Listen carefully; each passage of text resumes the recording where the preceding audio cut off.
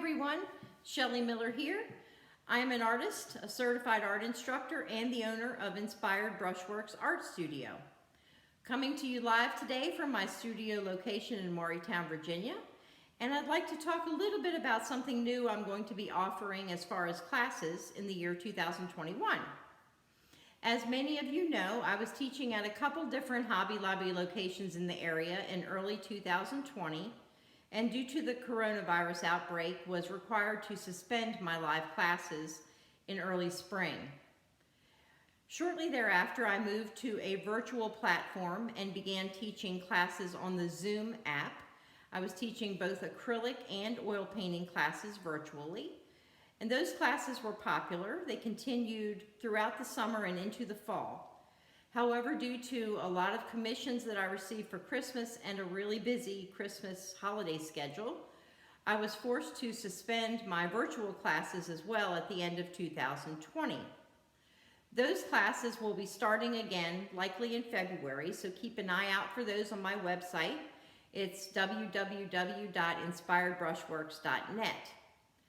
In addition to the virtual classes, this year I'm going to do a lot of pre-recorded classes and post those on my YouTube channel. I created my YouTube channel last year and posted a few videos related to different topics on art or painting. This year I plan on using my channel a lot more and posting a lot more content. So each month I will likely do a free lesson on a topic related to painting or art in general. And then I will post subsequent lessons related to that topic that will be available for purchase in case anyone would like to delve a little deeper into the topic.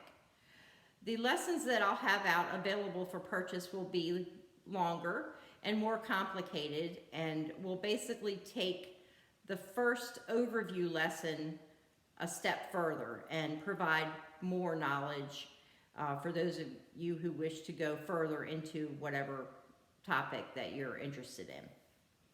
So today I'd like to start with a discussion on underpainting and go over a few things. We're going to talk about what an underpainting is, why we would use an underpainting, when we would use one, and then I will, in the second part of the video, this video will be in two parts. In the second part of the video, I will walk you through a demonstration of a simple underpainting, talk about the supplies that we'll need to accomplish it, and then illustrate the process by actually taking you through the underpainting process with, like I said, a simple painting.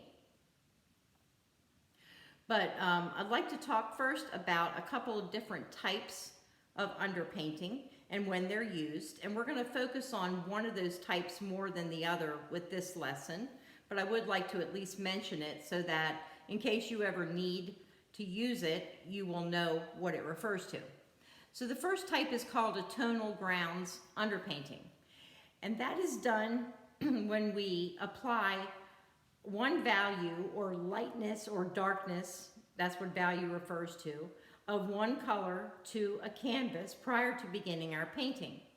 For example, if we're painting a seascape at sunset and there are a lot of orange and peach colors in the sky as well as reflecting in the water, we could paint our entire canvas in an orange or peach color and then let that dry and then begin applying the other colors over the top. For example, blues, purples, colors you typically see in a sunset seascape. When you're applying your other colors, you would simply let some of that orange or peach colored underpainting peek through in the sky and in the water, thereby establishing a color harmony throughout your painting. That's one example of a tonal grounds underpainting and why we would want to use that. Here is another example of a tonal grounds underpainting. This is a lion painting that I did last year. And before beginning work on the lion's hair and fur and eyes and so forth, I painted this entire canvas with a black acrylic gesso. Once that dried, I simply added different values of white, gray and white basically, over the top of that black gesso to create the lion's hair, his eyes, and so on. So the real dark areas like his nose here and his mouth and the black areas here in the painting are simply the underpainting or the black gesso peeking through of the areas where I added the white. This is another example of a tonal grounds underpainting. Now the other type of underpainting, and the one that we're going to focus on for our lesson today, is also done using one color. However, along with that one color paint, and for this I typically use burnt umber, along with the burnt umber we use an oil painting medium such as Zest-It or Liquin to mix with the paint and create different values of the paint. So basically the rule of thumb is the more medium you put into the paint, the more diluted the color becomes and the lighter it becomes. So when we're using a one color underpainting to establish the form of an object or an animal or a structure, we use basically different lightness and darkness values of that one color to create contrast between light and dark. And that is what establishes an object's form, dimension, and gives it a 3D appearance. Here's an example of the type of underpainting that we're going to be looking at today and actually demonstrating. This is a leopard that I painted a couple years ago now, actually. And this was all done in burnt umber to start with. Of course, now you can see I have detailed out his eyes with color, and that was the only thing I detailed out, and that was basically done for dramatic effect in this painting. But typically when you do an underpainting in burnt umber, it is to serve as the basis for color layers over the top of the entire painting. But in this one, you can see that there are different values of the umber paint. His nose, his eyes, the dark areas in his eyes are really dark, as well as his cheek over here. He's got some really light areas in the forehead and over here on the side of his face. And then areas like his nose are a middle ground. They're not dark, they're not light, they're somewhere in between. So we achieve these different values by mixing with different amounts of medium into the burnt umber paint. The nose and the mouth and around the eyes, I used no medium. The paint was used straight out of the tube, and that gives us the really dark value. For these areas up here that are really light, I mixed a lot of medium in with the color to dilute it and make a lighter version of it. And of course, all the way that these lights and darks interact together is what gives this leopard his shape and his form. So that is an example of the underpainting that we're going to talk about today.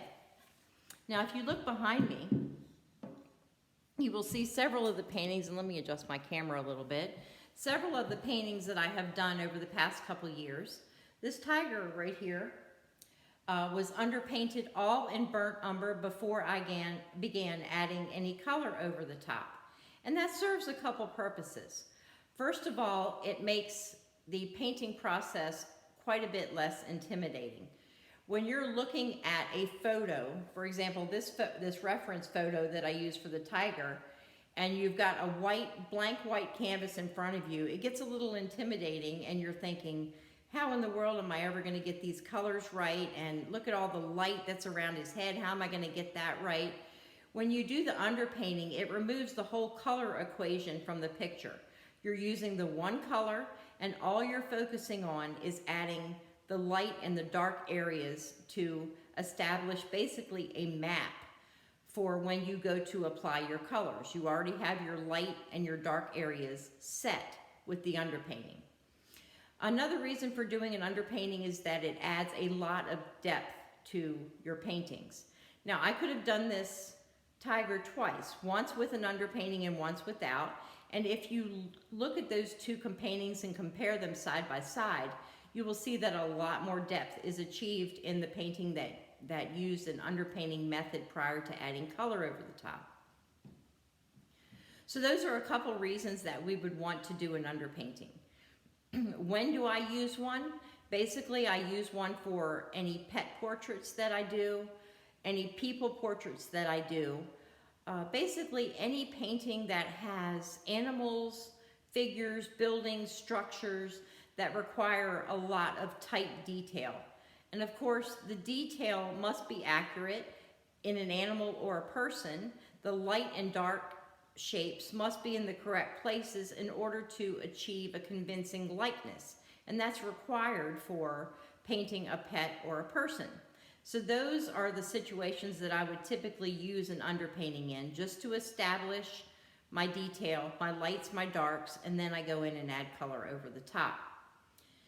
I don't underpaint every single painting I do. For example, if I'm doing a landscape or a seascape painting, I won't underpaint those. I'll just paint a wet on wet technique using oil paint to create the landscape or the seascape.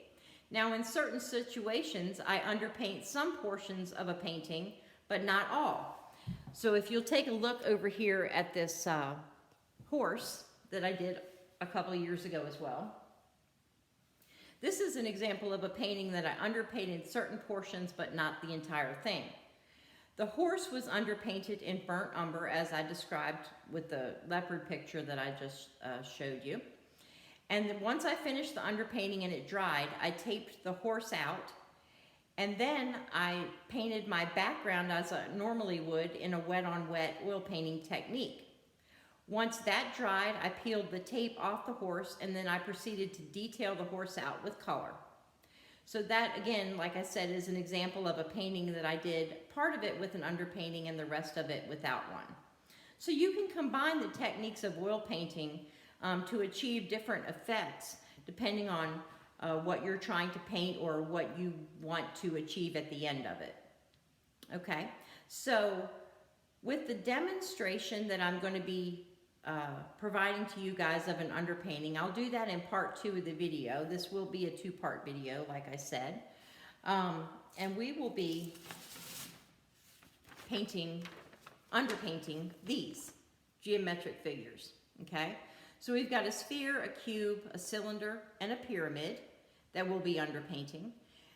This is a pretty simple painting. There's not a lot of detail that's going on. The only thing we'll really need to focus on is achieving the dark areas, such as here on the sphere, right down the center here on this pyramid, and the light areas, such as right here on the sphere or down this side of the pyramid. And then there are also some middle ground areas, like right here you can see it's not light, it's not dark, it's somewhere in between. And the way those contrasting lights and darks work together is how you create your form and your depth in an object or a pet or a person. So this is going to illustrate the importance of underpainting as far as establishing your lights and your darks to give an object form. Another thing an underpainting serves to do is establish your light source, or the direction from which the light in your painting is coming. Now take a look at this sphere, for example. You can tell the light is coming from up here. As it's shining down right here to hit the sphere, that's where your light is. And then the shadow comes off of this side of the sphere. So by using a light versus a dark area and then the shadow, you're establishing a light source that's somewhere up here. And of course, a light source is very important in any painting. So this is another way we can achieve that using an underpainting. So in the second part of this video, this sketch in PDF format will be available to you in the description box. You can just simply go in, print it out if you'd like to paint along or underpaint along with me. You print it out, and then we're going to transfer it to a canvas. You can use a couple different methods to get your sketch on your canvas, but this is an 8.5 by 11 standard size piece of paper.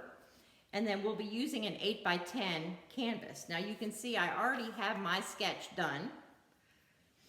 And there are, like I said, a couple different ways that you can get the sketch onto the canvas.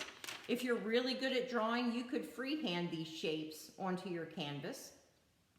If you're not so good at drawing, there are other methods to get your sketch onto your canvas. One of those methods is by using a graphite transfer paper.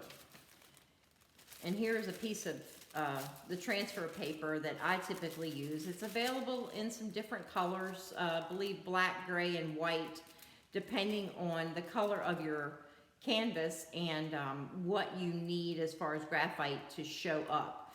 For example, the lion that I showed you, if you were going to sketch something on a black canvas like this, you'd want or transfer something to a black canvas, you would want to use the white graphite transfer paper to allow it to show up. Of course, black is not going to show up against your black canvas.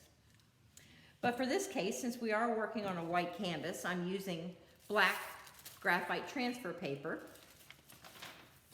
And the way I would transfer this sketch is that I would position the sketch on top of the canvas so that the objects are where I would want them to appear.